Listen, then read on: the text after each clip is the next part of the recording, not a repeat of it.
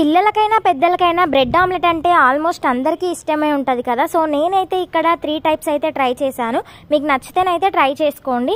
So bread omelette కోసం అయితే first మనం మెయిన్గా ఆమ్లెట్కి మనం బ్యాటర్ అయితే ప్రిపేర్ చేసుకోవాలి. రెగ్యులర్గా నార్మల్ స్టైల్లోనే ఆమ్లెట్ ఎలా ప్రిపేర్ చేసుకుంటామో అలా ఇంగ్రీడియంట్స్ అన్నీ యాడ్ చేసుకోవాలి. ఆనియన్స్, పచ్చిమిర్చి, కొంచెం కొత్తిమీర, ఉప్పు, కారం, అల్లం వెల్లుల్లి పేస్ట్ అండ్ అలాగే ఇందులో మెయిన్ ఇంగ్రీడియంట్ అయితే స్వీట్ కార్న్ బ్రెడ్ ఆమ్లెట్ కూడా చాలా టేస్టీగా ఉంటుంది. అందుకోసమే నేనైతే యాడ్ చేశాను అనమాట.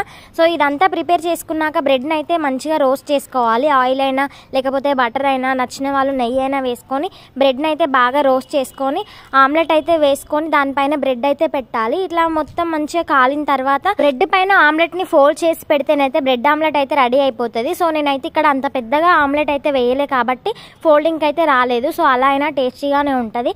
అండ్ నెక్స్ట్ అయితే నేను ఇట్లా మధ్యలో రౌండ్ షేప్ అయితే కట్ చేసుకొని అందులో ఆమ్లెట్ వేసి ఇలా ట్రై చేశాను అనమాట.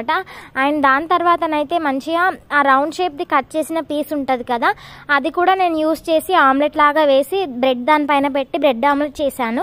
అండ్ మనం పిల్లలకి ఇష్టంగా ఏమైనా డిఫరెంట్ షేప్స్ లాగా చేసి పెడితేనైతే కొంచెం ఎగ్జైటింగ్గా ఫీల్ అయి తింటారు కదా. సో ఇదైతే ట్రై చేయండి మీరు. ఆమ్లెట్స్ అన్నీ రెడీ అయిపోయిన తర్వాత దానిపైన కొంచెం ధనియాల పొడి యాడ్ చేసుకుంటేనైతే చాలా టేస్టీగా ఉంటుంది. మరి మీకు నార్మల్ బ్రెడ్ ఆమ్లెట్ ఇష్టమా లేకపోతే స్వీట్ కార్న్ బ్రెడ్ ఆమ్లెట్ ఇష్టమా అనేది కామెంట్ చేయండి. వీడియో నచ్చితే లైక్, షేర్, సబ్స్క్రైబ్.